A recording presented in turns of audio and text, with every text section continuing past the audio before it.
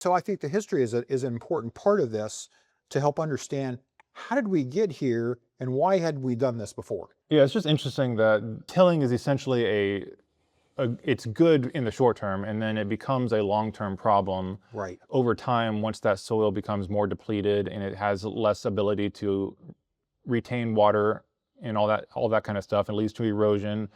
And you see that over decades and decades of time. And then you have new problems that you have to solve for, and then you end up relying on chemicals to solve those problems, which is big business. And then, now you have a whole industry that's evolving and growing around a new problem that's been created.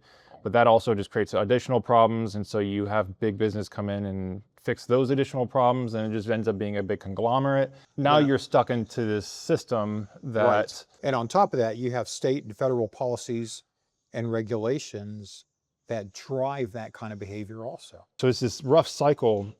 And that's kind of where we've ended up. But now I think these problems are kind of becoming so prevalent, especially when it comes to soil erosion. Taking out all these essential nutrients in the soil that these plants pull from, and then it no longer is retained in our food that we eat.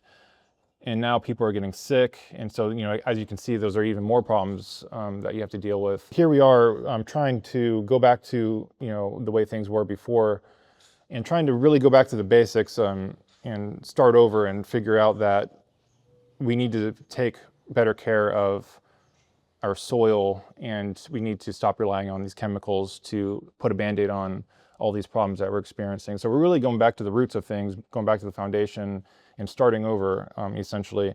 That also means that there's a lot, like I would say the whole country is, you alluded to this, where they're in this mindset where, your dad did this before, and so this is the way that we must do things. So now you have to rewire people's minds and get them interested in a new system of farming, which is a whole other problem. So I feel like the cards are just constantly stacked against farmers, and this is another way to, I don't know, a wave of cards that you have to work through, Well, so to speak. yeah, I think it's not, we're not trying to throw shade at the way that conventional farming is done right now, because it's this system that's been going on for years and years and years, and it's so hard. You can't just jump off the wheel and expect to continue to move forward.